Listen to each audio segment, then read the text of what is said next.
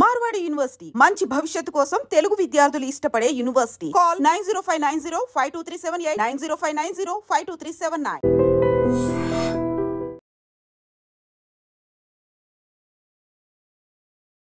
కొడవళ్ళు అంటారు కదా, షార్ప్గా కొబ్బరి బొండాలు కొట్టే కొడవళ్ళు ఉంటాయి కదా, అట్లాంటి షార్పెస్ట్ కొడవలితో ఆమె ఇద్దరి పిల్లల్ని నరికి చంపేసింది. వేట కొడవలి అనుకోండి, లేకపోతే కొడవలి అనుకోండి, ఆ పిల్లలు పారిపోతున్నా సరే తీసుకొచ్చి మరీ లాగి మరీ నరికి చంపేసినట్టుగా చెప్తూ ఉన్నారు. ఇద్దరు పిల్లల్ని నరికేసి ఆమె పైనుంచి దూకేసింది.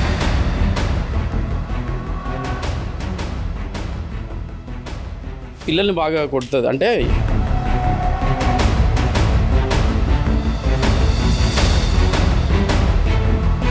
మేము కూడా సర్ప్రైజ్ ఏంటంటే అసలు అంత పెద్ద కత్తి ఆమెకి ఎట్లా దొరికింది అనేది క్వశ్చన్.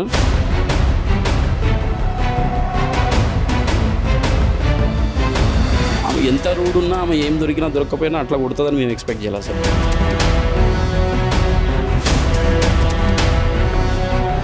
ప్రస్తుతం మనం ఉంది హైదరాబాద్లోని గాజుల రామారం అంటే జీడిమెట్ల పరిధిలో నిన్న ఎప్పుడైతే తల్లి అట్లాగే ఇద్దరు పిల్లల్ని చంపి ఆ తర్వాత తను కూడా సూసైడ్ చేసుకున్నటువంటి బిల్డింగ్లో మనమైతే ఉన్నాం. ఇది సహస్ర హైట్స్ అనేటువంటిది గాజుల రామారంలో ఉన్నటువంటి ఒక అపార్ట్మెంట్. అసలైతే ఏం జరిగింది ఏంటి అని కనుక్కునేటప్పటికీ చాలామంది ఇక్కడ ఉన్న వాళ్ళు కూడా ఎవరు కూడా మాట్లాడే పరిస్థితి లేదు. మనకు తెలుసు, ఇటు చూడండి ఒక్కసారి, ఇటు సైడ్ ఇళ్ళే ఉన్నాయి, ఆ తర్వాత ఇటు చూస్తే కూడా మొత్తం అపార్ట్మెంట్సే ఉన్నాయి. ఒక్కసారిగా ఈ నివాస ప్రాంతాల మధ్యలో పిల్లల్ని తల్లి కొడళ్ళతో అంటే కొడవళ్ళు అంటారు కదా, షార్ప్గా కొబ్బరి బొండాలు కొట్టే కొడవళ్ళు ఉంటాయి కదా, అట్లాంటి షార్పెస్ట్ కొడవలితో ఆమె ఇద్దరి పిల్లల్ని నరికి చంపేసింది. పిల్లల వయసు కూడా కేవలం 10 సంవత్సరాల లోపే.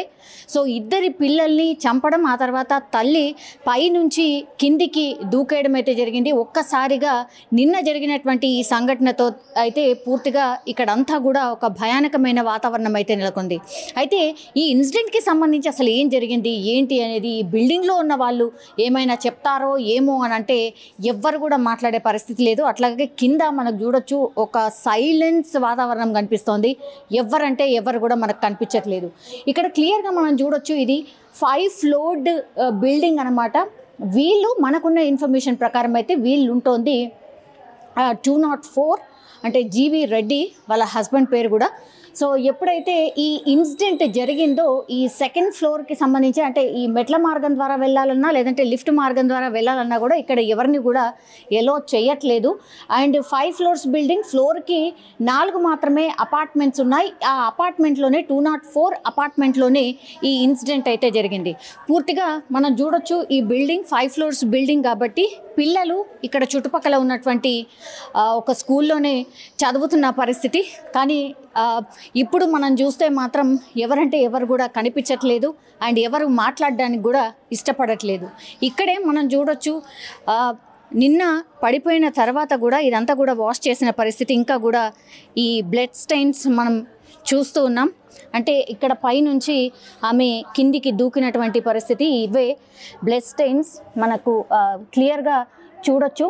ఇవన్నీ కూడా ఇంకా కూడా పోనటువంటి పరిస్థితి. అంటే ఇక్కడ పైనుంచి కిందికి దూకేసిన పరిస్థితి అయితే కనిపిస్తోంది. ఇంకా కూడా ఈ ముందర బిల్డింగ్స్ కనిపిస్తున్నాయి, అటువైపు బిల్డింగ్స్ కనిపిస్తున్నాయి. అందరూ కూడా బయటకు వచ్చి చూస్తున్నారు, బట్ ఎవరు కూడా మాట్లాడడానికి ఇష్టపడట్లేదు. యాక్చువల్లీ రీజన్ ఏం చెప్తున్నారంటే మనం చూడొచ్చు, పక్కన కూడా ఒక లేడీ బయట నుంచి చూస్తున్నారు కానీ ఎవరు కూడా మాట్లాడే పరిస్థితి లేదు. ఒక భయానకమైన వాతావరణం అయితే కనిపించిన సిచ్యువేషన్. ఎందుకంటే ఇవన్నీ కూడా నివాస ప్రాంతాలు కాబట్టి ఈ ఇన్సిడెంట్లో ఏం జరిగింది ఏంటి అని కనుక్కున్నప్పుడు యాక్చువల్లీ ఈ మదర్ ఎవరైతే ఉన్నారో ఆమె కొంత హెల్త్ ఇష్యూ ఉంది తనకి. అంటే ఈ కళ్ళు ఏవైతే ఉన్నాయో ఆ కళ్ళకు సంబంధించి ఏదో ఇష్యూ ఉంది, అందులో తనకు కళ్ళు కనిపించవు. అదే జీన్స్ వాళ్ళ ఇద్దరి పిల్లలకు కూడా వచ్చింది. అంటే 3-4 నెలలకు ఒకసారి కూడా ఈ కళ్ళు కనిపించకుండా పోవడం, వాళ్ళ ట్రీట్మెంట్ కోసం హాస్పిటల్స్ చుట్టూ తిరగడం, మానసికంగా కూడా తనకు బాగుండట్లేదు. అంటే ఎక్కువగా ఆలోచించి నాకు వచ్చిందే మళ్ళీ మా పిల్లలకు కూడా వచ్చింది, అసలు ఇంకా నా వల్ల కావట్లేదు, ఈ ఇష్యూలని భార్యాభర్తల మీద తరచుగా గొడవ ఉండేదట. అయితే ఒకానొక టైంలో చాలా టైమ్స్ వాళ్ళ హస్బెండ్కి ఈ ఇష్యూ చెప్పినప్పుడల్లా కసురుకోవడం, తిట్టడం ఇలాంటివి చేసేవాటాడు.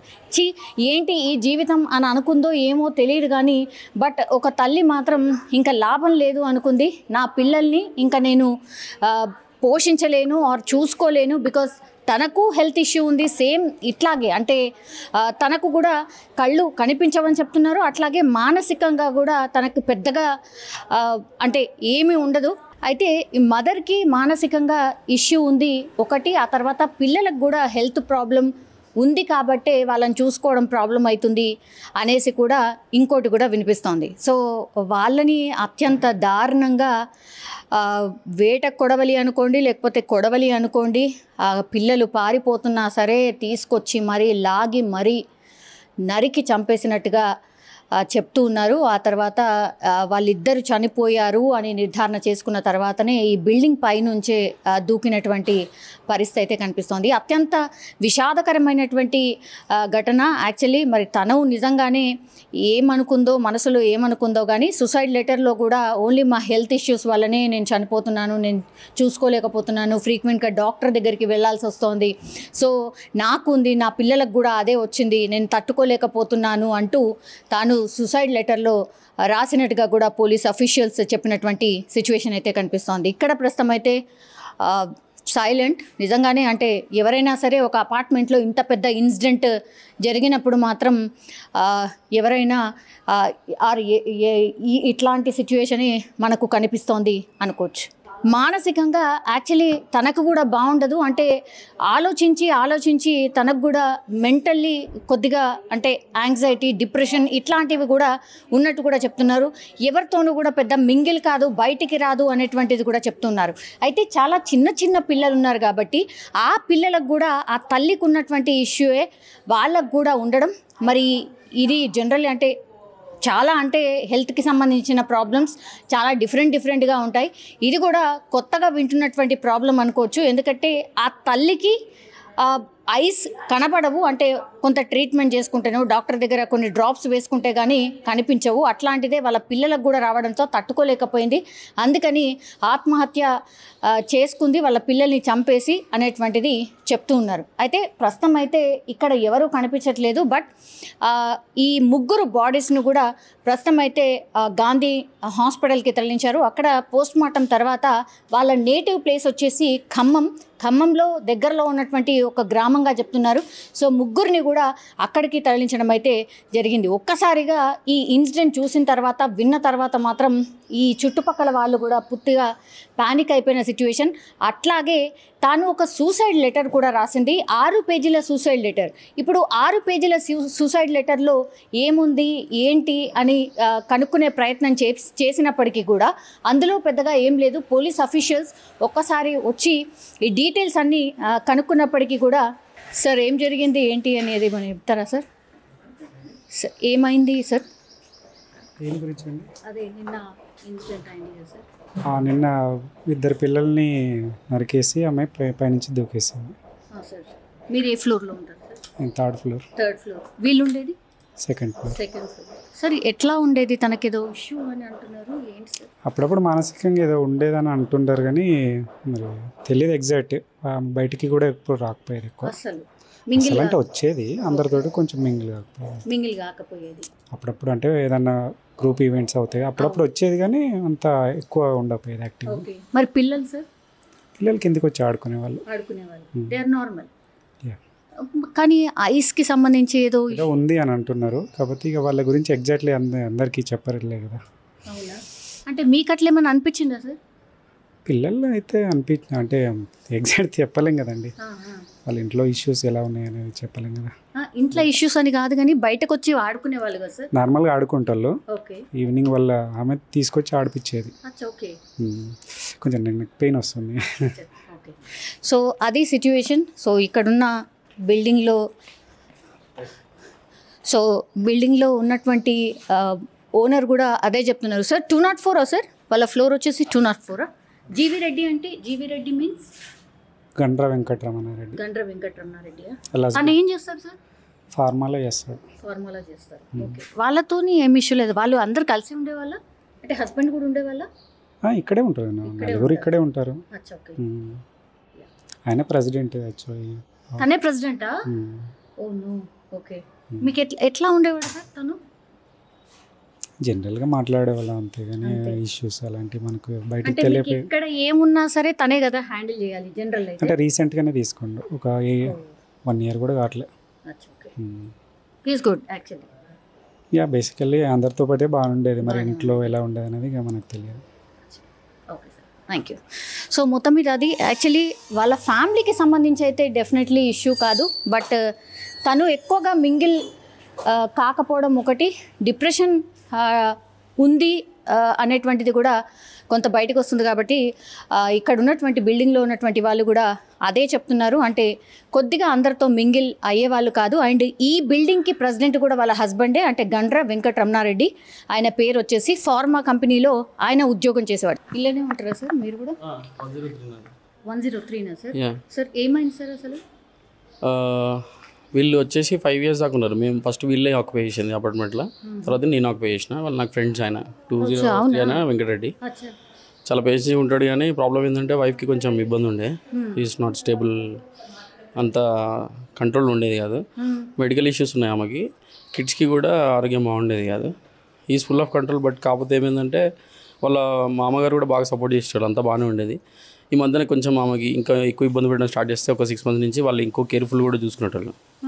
కానీ ఈ వర్క్ ప్రెషరు, పిల్లలకి ఒంట్లో బాగుండకపోవడం, ఇక అందరి మీద ఒత్తిడి పడ్డది. ఈ మధ్యలో వాళ్ళ అత్తగారు కూడా మొన్ననే ఒక 4 months 5 months దాకా ఉండేది ఆమె కూడా హెల్ప్ చేయడానికి. మనోడు కూడా మెయిడ్ని పెట్టిండి చూసుకోవడానికి ట్రై చేసిండే, కానీ ఇక ఆ ప్రెషర్లో వీళ్ళు కొంచెం అందరికీ ప్రెషర్ ఉండే, ఫ్యామిలీ మెంబర్స్కి అందరికి ప్రెషర్ ఉంది. ఈమె వాళ్ళ నా అమ్మమ్మ అనుకుంటా, నా అమ్మమ్మ నా 4 months దాకా ఉండి వెళ్ళిపోయింది, తర్వాత మళ్ళీ వద్దామని. ఈ మధ్యలో ఈమె ఇట్లా చేసుకుంది. ఏం హెల్త్ ఇష్యూస్? పిల్లలకి పెద్ద పిల్లడికి ఆస్తమా ఉన్నట్టుంది. ఈమెకేమో mentally she is not completely stable. అప్పుడప్పుడు బాగుంటుంది, అప్పుడప్పుడు మంచిగా ఉంటుంది. మరి ఐస్కి సంబంధించి ఏదో ఇష్యూ ఉంది? నాట్ షూర్, ఆమెకి నాట్ షూర్. ఆమెది కొంచెం ఇన్కన్సిస్టెంట్గా ఉండే, ఆమెది కూడా అన్ని ఇష్యూస్ ఉన్నాయి ఆమెకి. మరి అంత దారుణంగా చంపే అంత అంటే షీఈస్ టెరిబుల్, ఆమె టెరిబుల్గా ఉండేది. మేము కూడా చేయడం చేస్తుందా? పిల్లల్ని బాగా కొడుతుంది, అంటే ఎక్కువ బ్రూటల్గా కొట్టేది కాదు ఎప్పుడు, ఇంత డ్రాస్టిక్ ఎప్పుడు రియాక్ట్ కాలేదమ్మా. This is first time. కాకపోతే అపార్ట్మెంట్ వాళ్ళు అందరం చాలా కోఆపరేట్ చేసినాం, వాళ్ళకి చాలా ఇన్సిడెంట్లు కూడా అయినాయి, చాలా మందికి పర్సనల్ కూడా వెళ్ళింది. అందరం కంట్రోల్ చేసుకొని కొంచెం కోఆపరేటివ్ ఉండాలని కాలనీ వాళ్ళు కూడా చాలా మంది కోఆపరేట్ చేశారు. ఆమెకి ఆమె అట్లా ఉండడం వల్ల చాలా ఇబ్బందులు ఉండేవి. కాలనీ వాళ్ళు కూడా చాలా సపోర్ట్ చేశారు, కానీ బట్ దిస్ టైం ఆమె చాలా ఓవర్గా రియాక్ట్ అయింది. అంటే ఇంకోటి ప్రచారం ఏం జరుగుతుందంటే సెకండ్ మ్యారేజ్ అని అంటున్నారు తనకి, అవునా? యాక్చువల్గా మనకు అంత డీటెయిల్గా తెలియదు, but he's full of responsible ఉండేటాడు. నాకు కొంచెం చాలా క్లోజు, చాలా కావాలి. నేను కూడా చాలాసార్లు డిప్రెషన్కి వెళ్తే చెప్పేవాడిని. చాలా హీఈస్ వెరీ స్ట్రాంగ్ యాక్చువల్గా. ఎవరు ఇప్పుడు వైఫ్ని ఎవరైనా జనరల్గా మెంటల్ ఉంటే హాస్పిటల్లో జాయిన్ చేస్తారు, ఆయన అట్లా కాదు. నా వైఫ్ నా దగ్గర ఉండాలని చూసుకోవాలి, కొంచెం చూసుకోవాలి. కాకపోతే ఈయన ఓవర్ కాన్ఫిడెంట్ అనిపించింది. మ్యాడ్నెస్ని కూడా కంట్రోల్ చేసుకుందాము, నేను హ్యాండిల్ చేసుకుంటే నా పిల్లలే నా వైఫ్ అని ఎక్కువ ఓవర్గా వెళ్ళడం వల్లనే ఇవన్నీ జరిగినాయి. పిల్లలు ఎట్లుంటారు సార్? పిల్లలు చాలా బాగుంటారు, అద్భుతంగా ఉంటారు. పెద్దవాడు చాలా బాగుంటాడు, వాడికి అసలు నొప్పి చిన్న తగిలిన ఇబ్బంది పడేటాడు, వానికి ఎక్కువ హిట్ అయింది. ఆ పిల్లోడు నేను కింద వచ్చి ఈ మధ్య చూసే లోపల 108కి 100కి కాల్ చేసే లోపల వాళ్ళు అక్కడ అట్లా జరిగింది. ఇక 2-3 వెళ్ళి లోపలికి వెళ్ళి భయపడ్డారు. నేను వెళ్ళి లోపలికి వాడు కొంచెం నాకు క్లోజ్ చిన్నవాడు, వాడు కొంచెం బ్రీతింగ్ తీసుకుంటే చూసిన ఇబ్బంది పడుతుండని అవి బెడ్షీట్లు అవన్నీ తీసుకొని 3-4 కలిసి తీసుకొని 108లో చూసినాం. వాడు స్ట్రెచ్చర్ మీద తీసే వరకు బ్రీతింగ్ చేసిండు 108 ఆక్సిజన్తో. ఈ స్ట్రెచ్చర్ మీద పెట్టిన 1 minute ఆ లోపలికి వెళ్ళే లోపలనే సిపిఆర్ చేసినా కూడా దొరకలే వాడు పల్స్. అది అప్సెటింగ్ ఉండే మాకు సార్. ఎందుకు సార్? అంటే కత్తులు ఏం అసలు మేము కూడా సర్ప్రైజ్ ఏంటంటే అసలు అంత పెద్ద కత్తి ఆమెకి ఎట్లా దొరికింది అనేది క్వశ్చన్. ఆమె ఎంత రూడ్ ఉన్నా ఆమె ఏం దొరికినా దొరకపోయినా అట్లా కొడుతుందని మేము ఎక్స్పెక్ట్ చేయాలి అసలు. దిస్ ఈజ్ ఆమె ఓన్ కిడ్స్ని అట్లా చేసుకుందంటే దట్ ఈస్ రియల్లీ మ్యాడ్నెస్. ఎంత భయానకంగా ఉండే చాలా. ఇప్పుడు చూసిన వాళ్ళందరూ ఆడవాళ్ళందరూ భయపడ్డారు. అసలు యాక్చువల్గా దీనికన్నా ముంగడ 4 months ముందు అందరు లేడీస్ కలిసి మాకు సపోర్ట్ ఇద్దామని కూర్చొని మీటింగ్ చేసుకుందాం అనుకున్నారు. మేము అందరం ఒక 2-3 డిసైడ్ చేసుకొని అట్లా కుదరదు, ఇది వాళ్ళ పేరెంట్స్ పర్సనల్ ఇష్యూస్ కాబట్టి వాళ్ళకి వదిలేయండి అని అన్నాం. కానీ బయట వాళ్ళు ఎట్లా రియాక్ట్ అవుతారు, ఎవరు ఎట్లా తీసుకుంటారో తెలియదు కదా. Somebody will take advantage, somebody will take some other way కదా. అందుకని మేము తీసుకోలే. వాళ్ళ తేజ అమ్మాయి పేరు, వాళ్ళ నాన్నగారికి చెప్పినాము, ఆయన హ్యాండిల్ చేసుకుంటా అన్నాడు. బట్ యాక్చువల్ చెప్పాలంటే ఫ్యామిలీ మెంబర్స్ కూడా ఫుల్ ప్రెషర్ అయిపోయింది. వాళ్ళు కూడా తీసుకునేటట్టు లేరు. అమ్మాయి చేసేది అరాచకంగా ఉండేది. చాలా ఇబ్బందిగా ఉండేది ఎప్పుడు. పార్ట్నర్తో ఇష్యూ ఉండేది. పార్ట్నర్ కూడా సపోర్టివ్ ఉండేటోడు. Everybody is no one is perfect in this world, right? So ఆయనకు కూడా కొన్ని లిమిటేషన్స్ ఉంటాయి. ఆఫీస్ ప్రెషర్, పిల్లల్ని చూసుకోవడం, మ్యాడ్నెస్ని కంట్రోల్ చేసుకోవడం అనేది ఇంపాసిబుల్. అతనికి చెప్పినాం కానీ ఆయన కూడా కంట్రోల్ చేసుకున్నాను అనుకున్నాడు, కుదరలే. అంటే అత్తగారి వైపు అండ్ తన వైపు ఆయనకు అందరూ సపోర్ట్ చేసేటోళ్ళు. He is good at everything. ఇప్పుడు ప్రస్తుతానికి లాస్ట్ 6 months నుంచి కూడా ఆయన ప్రెసిడెంట్.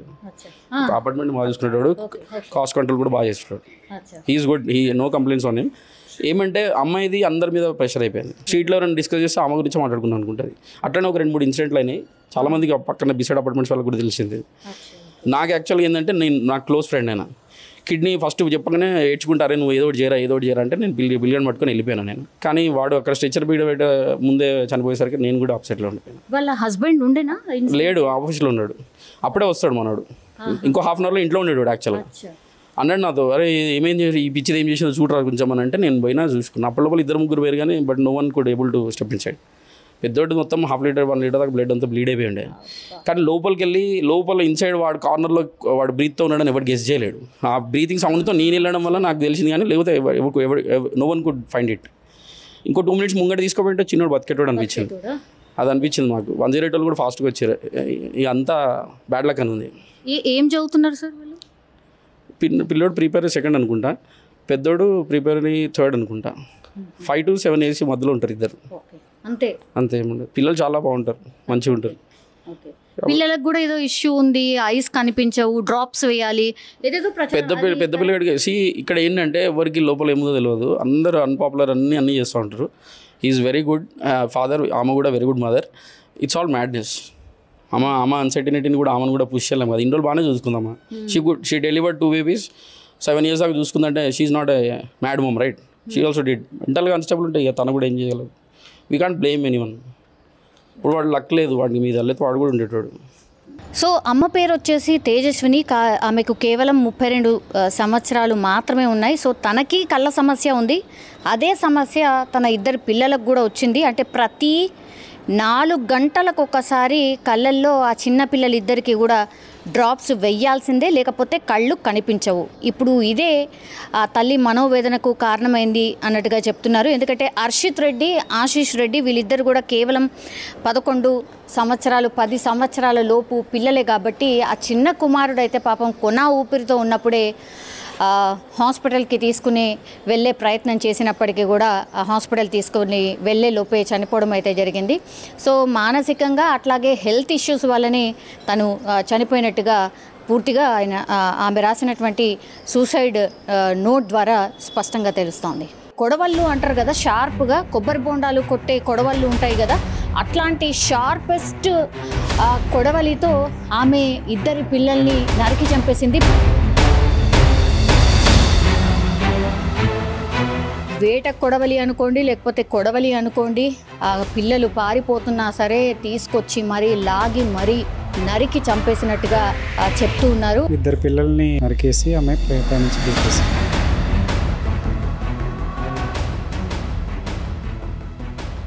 పిల్లల్ని బాగా కొడుతుంది. అంటే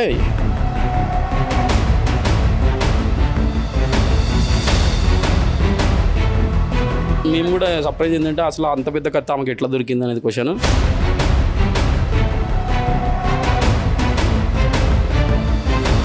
ఆమె ఎంత రూడ్ ఉన్నా, ఆమె ఏం దొరికినా దొరకకపోయినా అట్లా కొడుతుందని మేము ఎక్స్పెక్ట్ చేయాలి సార్.